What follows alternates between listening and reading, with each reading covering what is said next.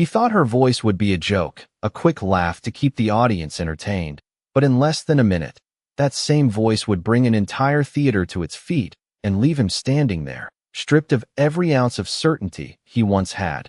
The grand hall of the Crescent Theater shimmered under golden chandeliers, rows of velvet seats filled with elegantly dressed guests, the air buzzing with anticipation and quiet arrogance. On that stage stood Victor Langford, a man known not just for his sharp wit, but for his habit of turning people into punchlines, his tailored suit flawless, his smile polished, his confidence unshaken. He scanned the room like a man who owned every second of attention, and in his world, control was everything.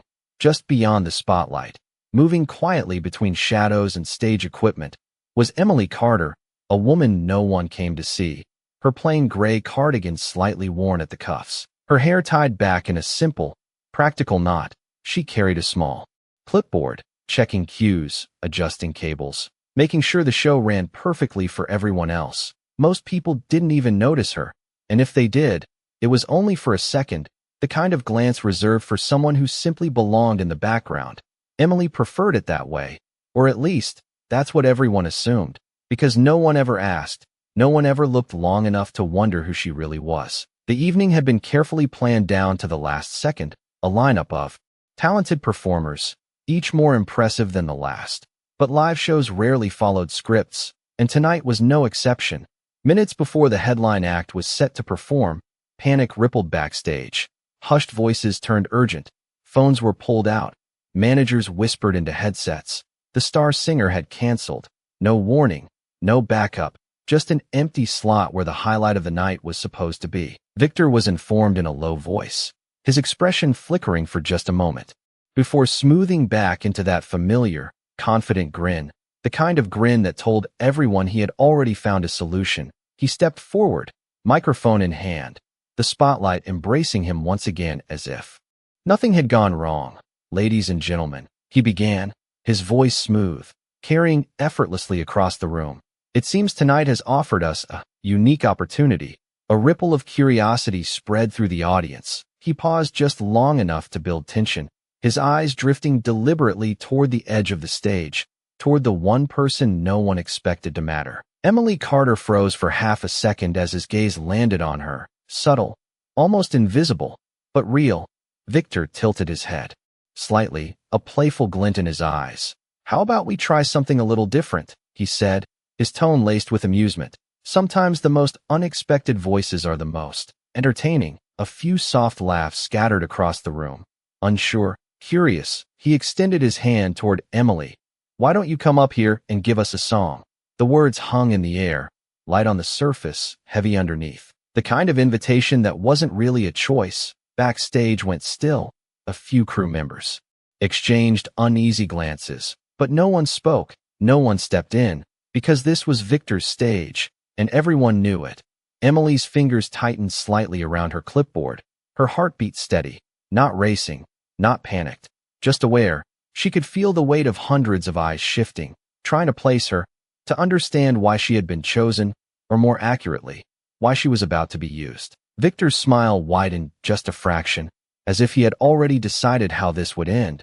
"Go on," he added, gentle on the surface, sharp underneath. "Let's hear what you've got." And as the room leaned forward, expecting something awkward, something forgettable, something to laugh about later, no one realized they were seconds away from witnessing something that would silence every voice in that theater, including his. Emily did not move right away, not because she was frozen, but because she understood exactly what this moment was meant to be, the kind of moment that had been played out 1,000 times in rooms just like this one, where someone like her was pulled into the spotlight not to be seen, but to be reduced, to be turned into something small enough for others to feel bigger. The laughter had not fully formed yet, but it lingered in the corners of the room, waiting, ready to rise at the first sign of hesitation. Victor Langford stood with effortless confidence, microphone angled toward her as if he were offering a gift, but his eyes told a different story. This was control, this was performance, and he had already written the ending in his mind.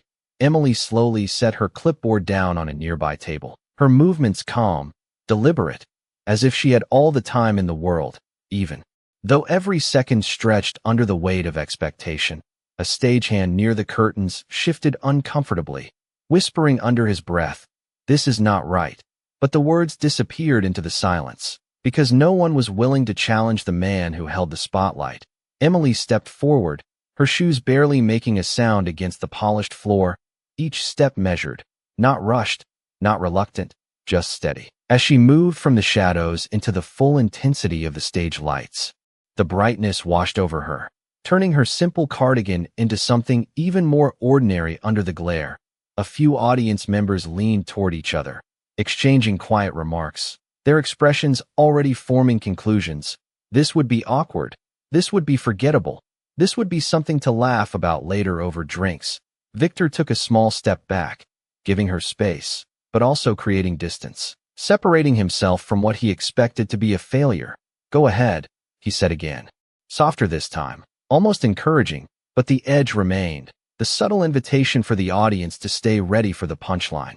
Emily reached for the microphone, her fingers wrapping around it with a familiarity that went unnoticed. She adjusted it slightly, lowering it just enough to meet her height, a small, precise movement that suggested she had done this before, though no one paid attention to details like that. Not when they had already decided who she was. The room settled into a quiet anticipation, not respectful, but curious, the kind of silence that comes before something goes wrong. Emily lifted her gaze, not toward Victor, not toward the judges, but out into the crowd, her eyes steady, clear, as if she was seeing something beyond the faces staring back at her. There was no apology in her posture, no visible fear, only a stillness that felt out of place in a moment designed for discomfort. Victor folded his hands behind his back, watching closely now, waiting for the hesitation, the cracked voice, the confirmation of everything he believed about people like her. Somewhere in the front row, a woman tilted her head slightly, noticing something she could not quite explain. The absence of panic, the absence of that familiar uncertainty. It was subtle, almost invisible, but it was there. Emily took a slow breath, not dramatic, not exaggerated, just enough to center herself. And in that brief inhale, something shifted, not in the room yet, but within her, a quiet alignment, as if she had stepped into a space she knew intimately, even if no one else recognized it. The seconds stretched longer than they should have, the audience waiting, the tension building, Victor's confidence unshaken, until it wasn't, because in that silence, before a single note had been sung, before a single sound had broken through the air, there was a presence, something undeniable yet unspoken, and for the first time that evening, the room did not feel entirely under his control. The silence stretched just a second too long for a joke to land. And that was the first crack in Victor Langford's control. Because jokes needed timing, they needed rhythm, and Emily Carter was not following his script. Her fingers rested lightly against the microphone, not gripping it like someone desperate, but holding it like someone who understood exactly how sound traveled, how breath became tone, how a room could be shaped without a single word. Victor shifted his weight almost imperceptibly, a subtle adjustment that only someone watching closely would notice. His smile still in place, but thinner now, less certain. He cleared his throat softly as if to prompt her, as if to remind the room, who was still in charge. "Go ahead," he repeated, this time with a hint of impatience woven into his voice. The audience leaned forward, anticipation tightening across rows of velvet seats. A man in the second row crossed his arms, already preparing to be amused. A group near the aisle exchanged knowing looks, their expectations aligned. This would not end well for her. And that was the point. Emily inhaled again, deeper this time, her shoulders barely rising, her posture grounded, steady, the kind of stillness that does not come from hesitation, but from preparation, from memory, from something practiced long before this moment ever existed. Somewhere in the back of the theater, an older technician paused mid-step, his hand hovering over a control panel as he watched her. Something about the way she stood, the way she waited, stirred a quiet recognition he could not quite name. The lights above hummed faintly, casting a soft glow across the stage, reflecting off polished wood and silent expectations. Emily opened her eyes fully now, and when she did, there was no trace of doubt, no flicker of uncertainty, only focus. clear and unwavering. She did not look at Victor. She did not look at the judges. She looked straight ahead, as if the room itself had disappeared and only the sound remained. Then, without announcement, without introduction, she began. The first note did not explode into the air. It did not demand attention. It arrived gently, precise, perfectly placed, like a single drop of water falling into stillness. And for a fraction of a second, the audience did not react, because they were not sure what they had just heard. But that uncertainty vanished almost immediately, because the note held, steady and controlled, expanding just enough to reveal its depth, its clarity, its intention, the kind of control that could not be faked, the kind that came from years, from discipline, from something far beyond the assumptions made about a woman in a gray cardigan. The man in the second row slowly uncrossed his arms, his expression shifting before he even realized it. The group near the aisle stopped exchanging looks, their attention pulled forward, caught by something they had not expected to matter. Victor's smile froze at the edges, not gone, but no longer alive. His eyes narrowed slightly, studying her now, not as a joke, but as a question he did not yet understand. Emily moved into the next phrase seamlessly, her voice gaining strength, not louder, but fuller, richer, filling the space with a quiet authority that did not ask for permission. The sound traveled through the room, reaching the back rows with the same clarity as the front, wrapping around the audience, settling into the very air they breathed. And as the melody unfolded, something undeniable began to take shape. Not just a performance, but a presence, something that shifted the balance of the room itself. The laughter that had been waiting never arrived. The smirks faded before they could fully form. And in their place, something else grew, something slower, heavier, impossible to ignore. Because in that moment, it was no longer about what she looked like, or where she came from, or why she had been chosen. It was about what they were hearing. And what they were hearing did not belong to the version of her they had already decided was true. Victor's fingers tightened, slightly behind his back, the first real sign that control was slipping. Because this was not how it was supposed to go. This was not how it ever went. And yet, as Emily held the final note of that first line, letting it settle into the silence that followed, the room did not know it yet, but everything had already begun to change. The note did not fade the way ordinary voices did. It settled, lingering just long enough to leave something behind in the air, something that could not be ignored. And before anyone could fully process it, Emily moved forward into the next phrase, her voice unfolding with quiet precision, each word shaped with care, each breath placed exactly where it needed to be, not rushed, not forced, but guided by a control that came from somewhere deeper than performance. The kind of control that came from years of knowing what silence required before sound could mean anything. The audience did not shift anymore. They did not whisper. They did not glance at each other for reassurance, because the moment they had expected to laugh had already passed them by, unnoticed, replaced by something they had not prepared for, a stillness that demanded attention without asking for it. Victor Langford felt it before he understood it. The subtle shift in the room that no longer responded to him. His presence still visible, still standing under the same lights, but no longer at the center of what mattered. His eyes remained fixed on Emily now, searching for a flaw, a break, anything that would restore the balance he had lost. But there was nothing careless in her delivery, no hesitation to exploit, no weakness to amplify, only consistency, only intention, as if every note had already been decided long before she ever stepped onto that stage. Somewhere near the front, a woman who had earlier leaned back with mild amusement now sat upright. Her expression no longer entertained, but focused, her eyes following the movement of Emily's voice, as if trying to understand how something so unassuming could carry such weight. A man beside her lowered his phone slowly, no longer interested in capturing a moment of embarrassment, because what was happening no longer fit that narrative. It demanded something else, something quieter, something more honest. Emily's voice rose gently, not dramatically, but with a natural lift that expanded into the room, filling the space beneath the chandeliers, touching every corner without strain, without effort, the kind of sound that did not need to prove itself because it simply existed, undeniable. And as she moved through the melody, the theater itself seemed to respond. the acoustics shaping her tone into something even fuller, even more present, until it felt as though the entire room had been waiting for this exact sound, even if no one had known it. Victor's jaw tightened slightly, a small movement, but enough to reveal the tension building beneath his composed exterior, because this was no longer a controlled situation.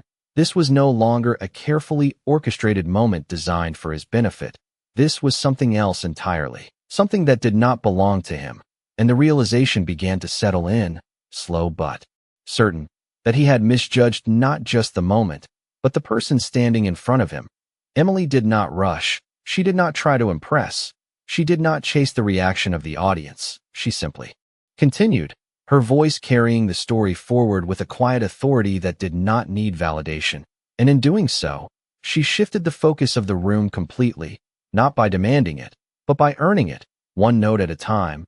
The judges exchanged brief glances, subtle but meaningful, their earlier indifference replaced by curiosity, by recognition, by the slow understanding that they were witnessing something rare, something that did not align with the assumptions they had made only minutes before. And as Emily reached the end of the phrase, allowing the final note to rest gently in the silence that followed, there was no immediate applause, no sudden reaction, only a pause, deep and collective, as if the entire room needed a moment to catch up to what had just happened. And in that pause, the truth became impossible to ignore. This was never meant to be a joke, and yet, the one who had created it was now the only one left without a place to stand. The silence did not break the way. Victor expected it to. It did not rush into applause or scatter into polite reactions. It held, heavy and undeniable, as if the room itself needed a moment to recalibrate, to understand what it had just witnessed. Emily stood exactly where she had finished, her posture unchanged, her expression calm, not searching for approval, not waiting for validation, simply present. As if the outcome had never been in question, Victor Langford felt the shift settle into his chest, subtle at first, then undeniable, because the room was no longer responding to him. The invisible thread that had always connected his voice to their attention had gone slack, and in its place was something he could not control. He forced a small smile, a reflex more than a choice, stepping forward slightly as if to reclaim the space. But even that movement felt misplaced now, like an interruption in something that no longer belonged to him. He opened his mouth, ready to speak, ready to reshape the moment with a clever remark, a smooth recovery, something to remind everyone who was still in charge. But no words came, because there was nothing to diminish, nothing to twist into humor. The truth of what had just happened stood too clearly in the air, and for the first time in a long time, Victor found himself without a script. Somewhere in the third row, a man slowly began to rise to his feet, not dramatically, not for attention, but because he could not remain seated any longer. The movement was small, almost unnoticed at first, but it carried weight, a quiet decision that spread outward. The woman beside him followed, then another, and another, until the ripple turned into something undeniable. People, standing not out of obligation, but out of recognition, the kind that could not be forced or faked. The sound came next, not immediate, not explosive, but steady, growing, building into applause that filled the theater with a different kind of energy, not the light amusement Victor had intended, but something deeper, something earned. Emily lifted her gaze slightly, not surprised, not overwhelmed, just aware, as if she had heard this sound before in another time, another place, long before she had ever stepped into the shadows of this stage. The judges rose more slowly, exchanging brief looks that spoke volumes, their earlier indifference replaced by respect, genuine and unguarded. One of them nodded almost imperceptibly, acknowledging what could no longer be denied. Victor remained still for a moment longer, caught between the role he had played and the reality unfolding in front of him. The applause did not belong to him. The attention did not return to him, and the control he had once held so effortlessly had slipped away without resistance. He finally stepped back, not as a gesture of grace, but because there was nowhere else to stand. Emily lowered the microphone gently, her fingers releasing it with the same calm precision she had shown from the beginning. She did not take a bow. She did not speak. She did not look toward Victor for acknowledgement, because she did not need it. The room had already answered. The moment had already decided, and in that quiet conclusion, there was something more powerful than any performance, something that could not be staged or manipulated, the kind of truth that revealed itself without announcement. Victor's eyes followed her as she took a single step back, returning toward the edge of the stage, the same place she had stood before, but everything had changed, not in her, but in the way the room now saw her. The labels, the assumptions, the easy judgments had all been stripped away in the span of a few minutes, leaving behind something far more difficult to ignore. And as the applause continued, filling every corner of the theater, one realization settled in with quiet certainty. Respect had not been given to her because she asked for it.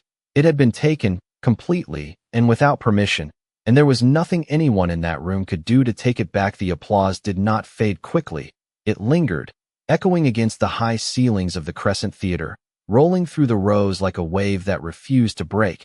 And for the first time that evening, the sound was not controlled, not guided, not orchestrated by anyone on that stage. It belonged entirely to the moment, to what had just happened, and to the woman who had quietly stepped into it. Emily Carter did not rush. She did not react the way most would. There was no wide smile, no visible relief, only a steady composure as she turned slightly, preparing to step off the stage the same way she had always existed within it, unnoticed, efficient, invisible. But this time, the space resisted that return because something had shifted too deeply to be undone so easily. A voice from the front called out softly, "Wait," not loud, not demanding, but enough to ripple through the applause, enough to create a brief opening in the sound. One of the judges had stepped forward, his posture no longer distant, no longer detached, but engaged, his eyes fixed on Emily with a level of attention that had not existed minutes before. Victor Langford turned his head sharply, caught off guard, his instincts telling him to step in, to reclaim the flow. But the timing was no longer his to command. The judge raised a hand slightly, not to silence the room, but to shape the moment. "Miss Carter," he said, his voice measured, respectful, a tone that contrasted sharply with everything that had come before. The room quieted just enough to listen, the applause softening into a hum that still filled the air. Emily paused at the edge of the stage, her hand resting lightly near the curtain, not retreating, but not stepping forward either, simply waiting. The judge continued, "How long have you been singing?" The question was simple, but it carried weight, because it was no longer asked out of curiosity or amusement. It was asked because the answer mattered, because something real had just been revealed. Emily turned back slowly, her gaze meeting his, calm, steady, unshaken by the shift in tone. There was a brief pause before she spoke, not because she needed time to think, but because she understood what the moment had become. "Long enough," she said quietly, her voice still carrying that same control, even without the melody. The answer was not elaborate, not designed to impress, but it was enough to suggest years, enough to hint at a story that no one in that room had taken the time to imagine. A murmur moved through the audience, not dismissive this time, but thoughtful, reconsidering, reevaluating everything they had assumed just minutes earlier. Victor's jaw tightened again, the subtle shift in power now fully visible. He took a step forward, forcing a light chuckle, attempting to pull the moment back into something familiar. "Well, that was certainly unexpected," he said, his voice smooth but thinner now, lacking the confidence it once carried. The words landed, but they did not reshape the room. They did not redirect the attention. Because the moment had already moved past him, the judge did not look at Victor, did not acknowledge the attempt. Instead, he took another step closer to Emily. "Would you be willing to sing another piece?" he asked, the question hanging in the air with a different kind of weight. This was no longer a setup, no longer a joke. This was an invitation, genuine and unguarded. The audience leaned in again, but not with anticipation of failure, with expectation of something more, something they now wanted to witness fully. Emily held his gaze for a moment, her expression unchanged, as if she had already decided long before anyone else understood the question. She glanced briefly toward the stage floor, toward the space where she had stood unnoticed for so long, then back to the room that now saw her differently. The silence returned, but this time it was not heavy with judgment. It was open, waiting, and in that space, One thing became clear. This was no longer about proving anything. It was about whether she chose to continue, and the answer would not just shape the rest of the night. It would define what this moment truly meant. The question did not hang in the air as a challenge. It settled as an invitation, and for a brief moment, the entire Crescent Theater seemed to wait on a single, quiet decision. Emily Carter stood at the edge of the stage, her hands still near the curtain, the place where she had spent so many nights unnoticed, making sure others were seen. And now every eye followed her, not with judgment, but with expectation, a different kind of weight, one that could not be dismissed or ignored. She looked at the judge, then at the audience, then briefly toward Victor Langford, not with resentment, not with triumph, but with something far more unsettling, indifference, as if his opinion no longer carried any value in this moment. Victor felt it immediately, that absence of relevance, that quiet shift where he was no longer part of the equation. He forced another small smile, his posture adjusting as though he could still recover control, but even he could sense it slipping further away. Emily took a slow step back toward the center of the stage, not rushed, not dramatic, just deliberate, as if she had already made her choice long before the question was asked. The audience responded instinctively, the soft hum of anticipation returning, but this time it was not curiosity about failure. It was something closer to respect, closer to belief. She reached for the microphone again, her fingers settling around it with the same quiet familiarity, and in that simple motion, the room seemed to align itself once more, not around Victor, not around the event, but around her. The lights above remained steady, casting their warm glow, but now they felt different, no longer exposing, but illuminating. Emily lifted her gaze, her expression unchanged, calm, grounded, as if she carried something within her that did not depend on the room at all. The judge stepped back slightly, giving her space without needing to be told, a silent acknowledgement that this moment belonged to her now, and no one else.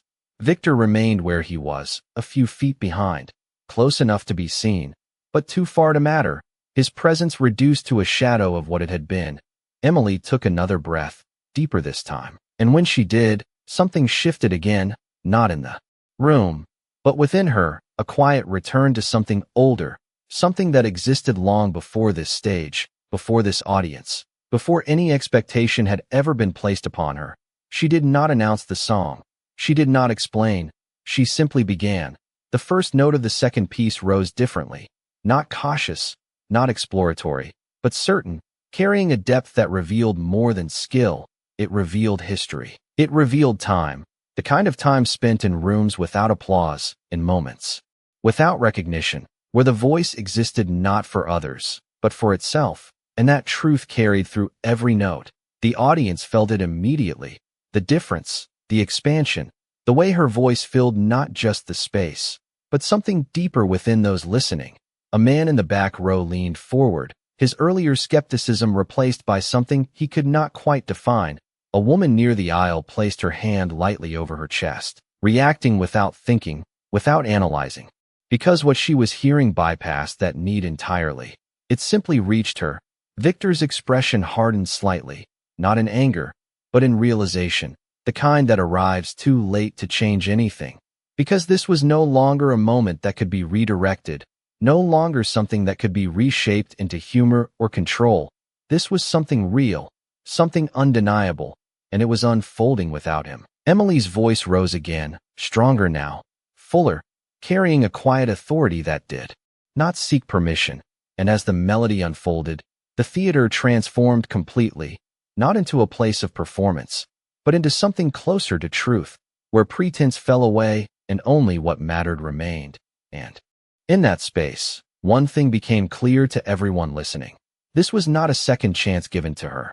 This was a continuation of something that had never truly needed their approval, and the only question left was not whether she would be recognized, but whether they were ready to understand what they had almost dismissed. The second song did not simply fill the theater, it transformed it, the sound rising with a clarity that no longer needed introduction, each note landing with precision, not just heard but felt, as if it carried something deeper than performance, something lived, something earned in moments no one in that room had ever witnessed. Emily Carter stood steady beneath the lights, her voice no longer surprising, but undeniable, and that difference changed everything. Because surprise fades, but truth settles. It stays, it reshapes what people believe. The audience no longer leaned forward out of curiosity. They were already there, fully present, fully engaged, drawn into something they had not expected to respect.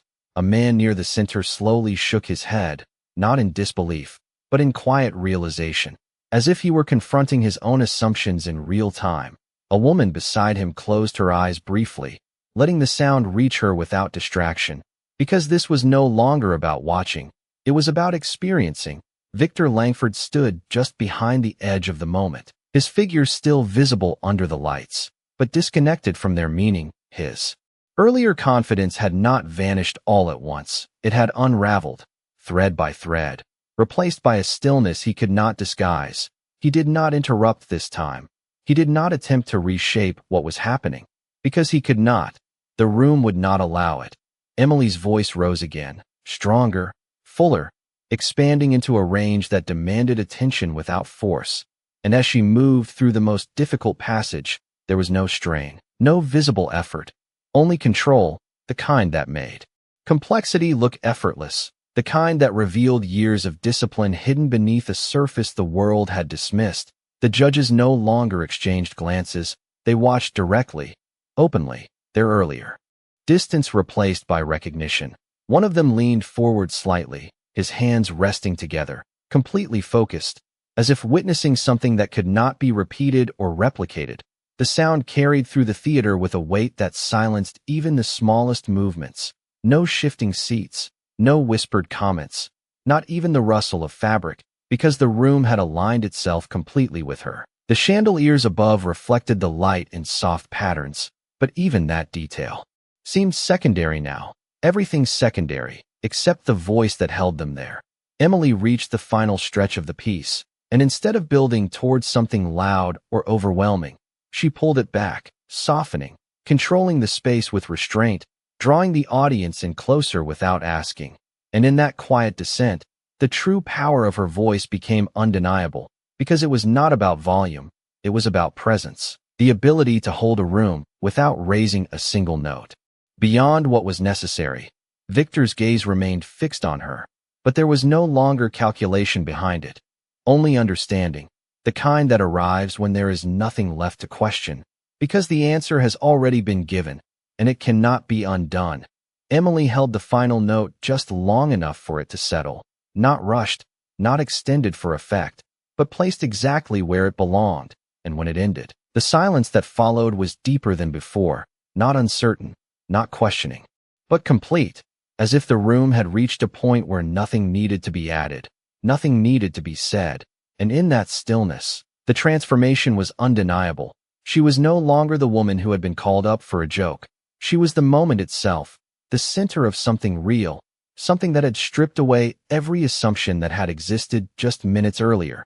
And when the first sound returned, it was not scattered or hesitant, it was immediate, unified, rising all at once. Because this time, there was no delay in understanding what they had witnessed, no need to process or reconsider, only recognition.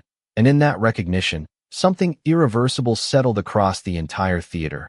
A truth that no one could ignore, and no one could take back. The applause did not just return, it erupted, rising instantly and completely, filling every inch of the Crescent Theater with a force that could not be contained. People stood without hesitation, not because anyone signaled them to, but because remaining seated no longer felt right. The reaction was immediate, unified, undeniable. Emily Carter lowered her voice into silence, her final note settling into the air like something permanent, something that would not be forgotten the moment the lights dimmed.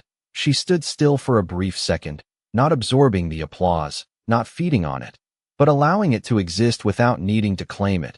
Because what had just happened was never about proving anything to them.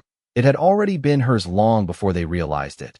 The judges rose fully now, no longer measured or restrained, their expressions clear, respectful. One of them began clapping with intention, setting a rhythm that spread across the room, amplifying what was already there.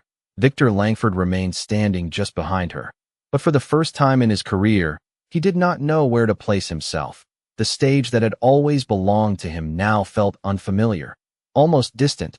His hands slowly came together in applause, but the gesture lacked authority. It was not leading, it was following, and that difference was impossible to hide. Emily finally moved, placing the microphone back onto its stand with the same quiet precision she had shown from the beginning. No dramatic gesture, no extended acknowledgement, just a simple action that carried more weight than anything spoken. She turned slightly, preparing once again to step away from the spotlight. But this time, the space resisted that movement even more strongly, because the room was not ready to let her disappear back into the background she had once occupied. A voice from somewhere in the audience called out her name, not loudly, but clearly. Emily Carter, and the name carried across the applause, repeated by others, not in chaos, but in recognition, as if the room needed to anchor this moment to something real, something lasting. Victor's expression shifted again, the realization settling deeper now, because it was no longer just about the performance. It was about what it revealed, not only about her, but about him, about the way he had chosen to see her, to present her, to diminish her, and how quickly that perception had collapsed under the weight of truth. He stepped forward slightly, instinct pulling him back into the role he had always played. But the timing was gone, the authority gone, and even he could feel it. He opened his mouth as if to speak, to regain some measure of control, but the words did not come, because there was nothing left to say that would not sound hollow in comparison to what had already been heard.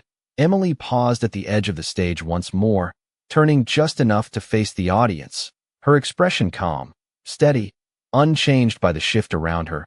She gave a small nod, not as a performance, not as a response to applause, but as an acknowledgement, simple and genuine, and then she stepped back, disappearing behind the curtain not as someone overlooked, but as someone fully seen. The applause continued long after she was gone, echoing through the theater as if trying to hold on to something that had already passed. Victor stood alone under the lights, the space around him wider now, emptier, not because the room had changed, but because his place within it had. And in that quiet contrast, one truth settled with absolute clarity. Respect had